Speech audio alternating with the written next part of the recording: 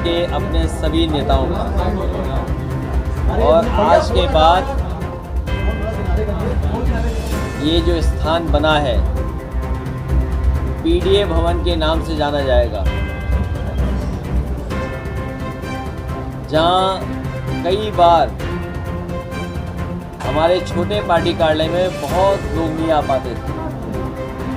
इसीलिए ये बड़ी जगह बनाकर जिसमें हम लोग कार्यकर्ताओं के साथ बैठक, अपने सभी विधानसभा के नेता समय समय पर अपने क्षेत्र के कार्यकर्ता जनता की सुनवाई करते रहेंगे। जहां आजमगढ़ ने 10 विधानसभाएं 2 लोकसभा जिताई है, नेताजी को, धर्मेंद्र को और मुझे बहुत कम समय के लिए मौका दिया यहाँ सेवा करने का।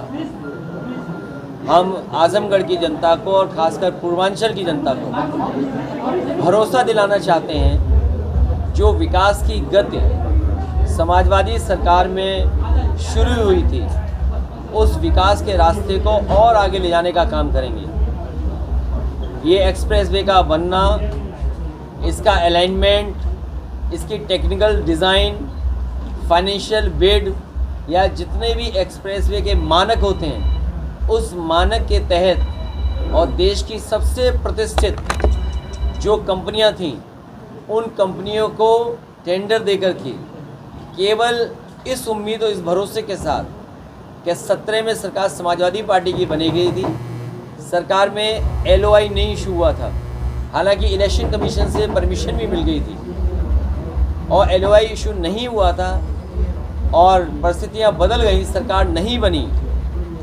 जिस क्वालिटी का समाजवादी पूर्वांचल एक्सप्रेसवे बनना था, जिस समय इसका शिलान्यास हुआ था, विधानसभा के सामने हमारे साथ जितने साथी बैठे हैं, आदरणीय बलराम यादव जी, आदरणीय माधव प्रसाद पांडे जी, आदरणीय हमारे दुर्गा प्रसाद जी, रामासे विश्वकर्मा जी, पार्टी के जिलाध्यक्ष हवलदार यादव जी, संग्राम, या जितने भी साथी जिनका मैं नाम नहीं ले पा रहा हूँ, अंबिका चौधरी जी, आदरणीय अंबिका चौधरी जी, ये सब लोग शामिल थे उस विधानसभा के सामने। लैंड एक्विजिशन से लेकर के आगे, तो जिस मानक के साथ ये बनना था, उस मानक के साथ नहीं बनाया सरकार ने, जिसकी वजह से आज भी उछलते हुए आना पड़ता है। और सोचिए तो आप इस बात को कि मुख्यमंत्री जी ने अपना जो गोरखपुर लिंक बनाया है, वो भी शायद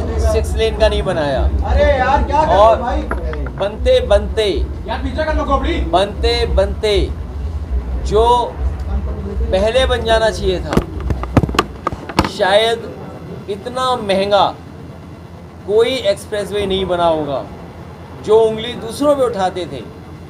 अभी जो उद्घाटन हुआ है 90 किलोमीटर का लगभग, वो 7,000 करोड़ से ऊपर का बना है। क्या आप कल्पना कर सकते हो? और वो भी 4 लेन। हमारे मुख्यमंत्री जी को ये नहीं पता है कि 4 लेन सड़क होती है, 6 लेन एक्सप्रेसवे होता है। और जो सुविधाएं यहाँ दी गई थी, एक मेडिकल कॉलेज PGI के बराबर, उसके एक्ट के तहत डॉक्टर्स का अपॉइंटमेंट, या और जो कर्मचारी होते हैं उनका अपॉइंटमेंट, सुनने में आया है कि पुराने कर्मचारियों को हटा करके नए कर्मचारियों को शामिल कर रहे हैं। ये आउटसोर्स की व्यवस्था ये इसलिए लागू की है बीजेपी के अपने लोगों को खुश कर सकें, अपने लोगों की कंपनियों को काम दे सकें। समाजवादी सरकार बनने पर फेस वाइज इस आउटसोर्स व्यवस्था को हमेशा के लिए ख़त्म किया जाएगा। आउटसोर्स की व्यवस्था ख़त्म होने से पक्की नौकरी, सरकारी नौकरी ख़त्म होती है और आरक्षण ख़त्म होता है।